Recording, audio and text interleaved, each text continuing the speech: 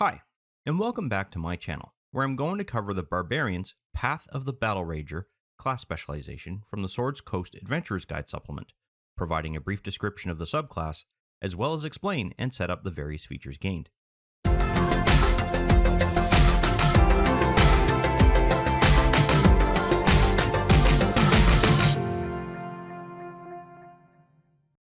The Battlerager is one of the few class specializations where it has a racial restriction. In this case, it requires your character to be of the dwarven races in order for you to use this subclass, and this is because of the origin of where the Battlerager subclass came from.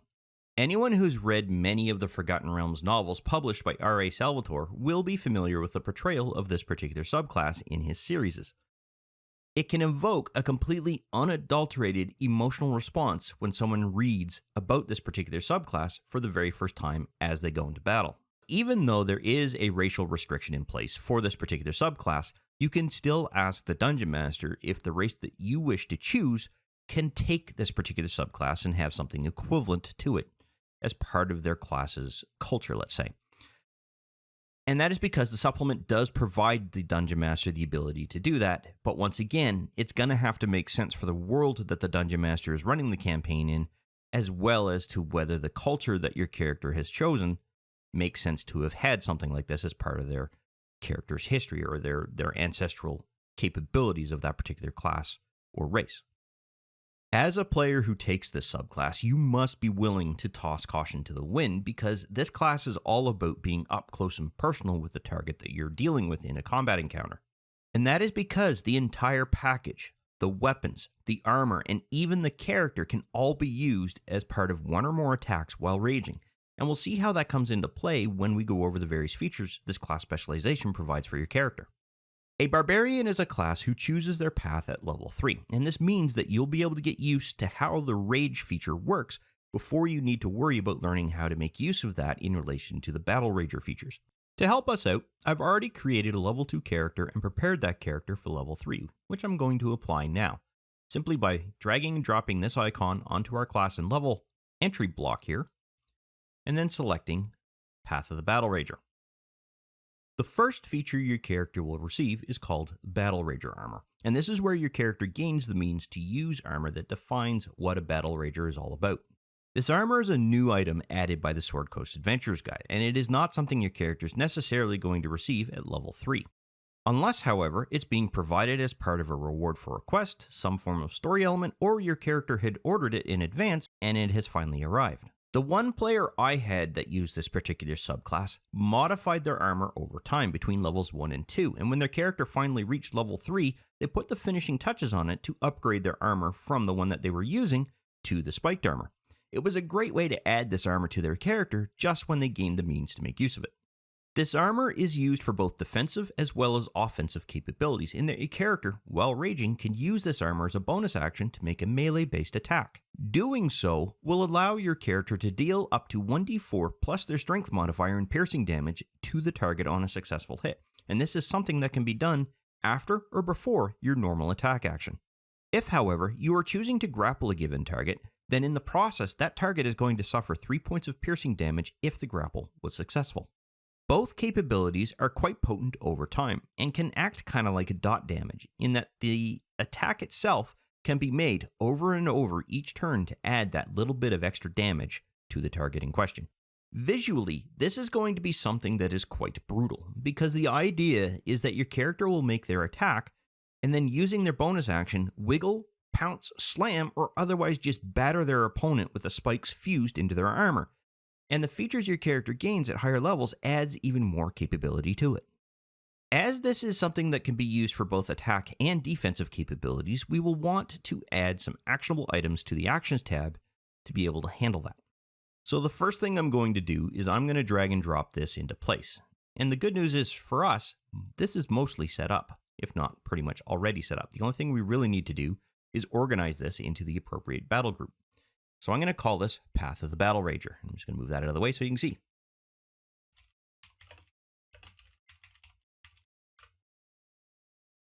Now, the attack here is already pretty much set up for us. I just want to make sure that it is a fixed base attack. That's interesting. Okay.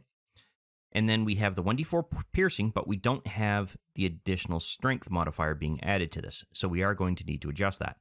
We do, however, have the piercing damage, so we don't need to worry about that. The first change I'm going to do is going to deal with the damage here. And all I'm going to really do is add the strength modifier to it. The 1d4 stays the same. The type of damage stays the same. The only thing missing was the strength modifier. In order to address the issues with the attack roll, because it is in fact wrong, your strength modifier is not here, and there's a question around proficiency. Spiked armor is medium armor. Your character is proficient with medium armor. That would tell me that during an attack roll, your proficiency bonus should also come into play.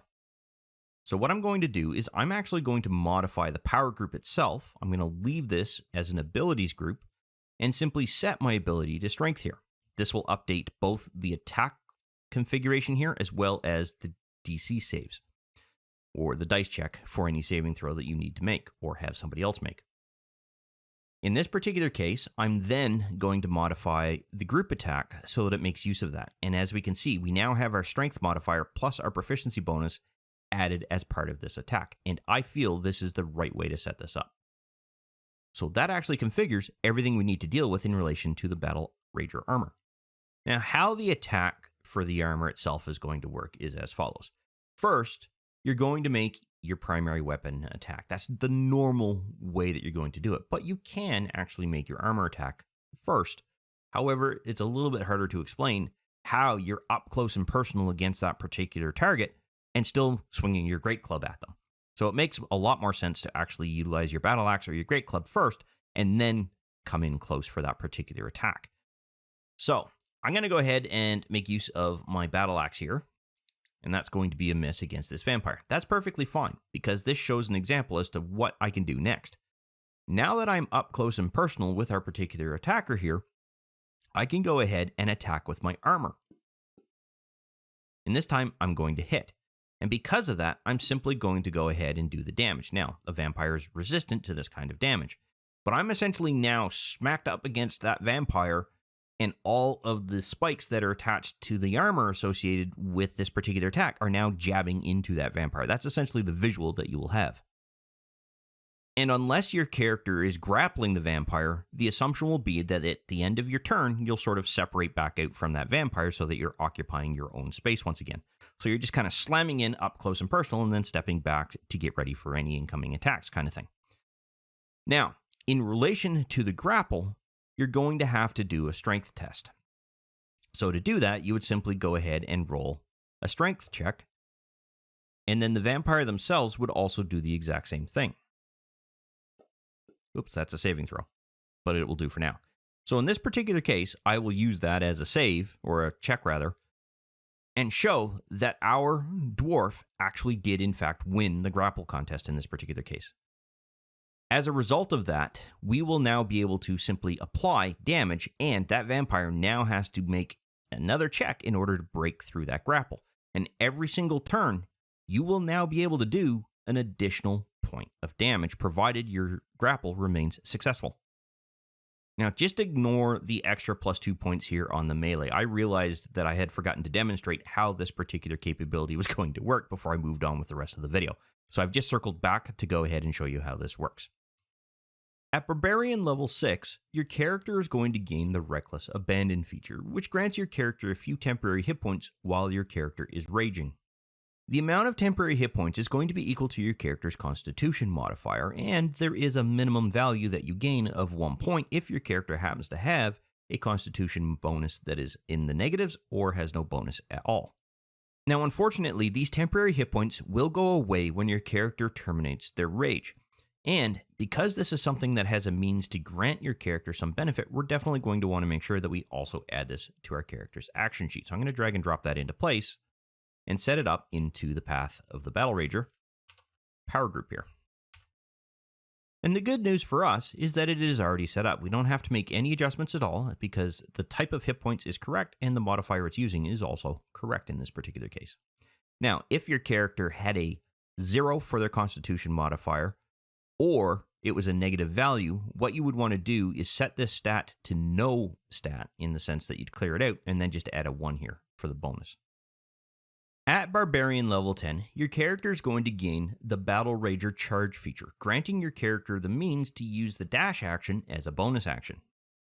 Your character must be raging for this to be possible, and it does allow your character to still be able to make use of their primary attack rather than use it up for the purposes of moving closer to their target. This means that if your character has a normal movement speed of 25 feet, then instead of moving 50 feet through the use of a dash action and then waiting for your next turn before you can make use of your primary action in order to do an attack, your character can now use this feature instead and move that extra 25 feet of movement for a total of 50 feet and still have their primary action available for use that same turn. This means you can get up and close to your actual target and still make an attack roll as soon as you get there. Now, unfortunately, this isn't a feature that gives us anything that we can directly action through an action sheet in the normal sense. I do, however, still recommend adding that to your action sheet because now what you can do is indicate to the Dungeon Master that you're using it as it will pop up within the chat log here. This way, the DM is going to understand why you're moving that extra 25 feet of movement and still have your capability to an attack with your primary action. At Barbarian level 14, your character is going to acquire their final feature through the subclass called Spiked Retribution. And what it does is it allows you to do damage to a melee-based attacker while your character is raging. Anytime your character is within 5 feet of a given attacker and that attacker executes a melee-based attack and hits with that attack, your character will then be able to hit them for 3 points of piercing damage each time they do that. However, there are a couple of restrictions. First, your character must be raging, and second is that you must be wearing the spiked armor and can't be incapacitated in order for this effect to work. There is no attack roll that has to happen in return, and as long as all of the above conditions are in place, the target will simply suffer those points of damage. As a result, we should go ahead and add this to our character's action sheet. So I'm going to drag this into place, set it up into our power group, and the damage is already set up, so there is no additional setup that we have to deal with. And the way this is going to work is as follows. First off, I'm going to set it up so that the vampire is going to attack our barbarian. I am then going to make an attack roll. Not sure why there's advantage there, but okay. In this case, this vampire has hit. The very first thing that your character can do is simply drag and drop the damage onto that target. And that's because they've hit you. And it doesn't matter whether they've rolled their damage or not. The condition is that they hit you. Now, you will notice that I used an unarmed strike here. That is because this is only going to be applicable to melee-based attack that has hit your character. If it's a spell attack or a ranged attack, then this isn't going to apply in those conditions. But beyond that, it's still really nice because if you're up and close and personal with that particular target and they're now switching to melee-based weapons because of that, now you get to do additional damage on top of the other damage that you can do, thus increasing the total amount of quote-unquote dot damage that your character is doing overall. This class specialization really summarizes the true brutality of the Barbarian subclass, and R.A. Salvatore really portrays that well in his novels in very visceral detail. This specialization, while a little complex in personality, is a really good, simple subclass to play, and I highly recommend it to someone who is new to Dungeons & Dragons 5th edition, as well as to those who have experience with the game. However, this does bring us to the end of this particular video. I hope you found it useful and informative, and I look forward to seeing you in the next one. I want to thank you for watching this video, and if you found the information useful, click on that like button as well as leave a comment below as it helps the channel gain exposure. Also, consider subscribing as I release content similar to this topic quite regularly on the channel.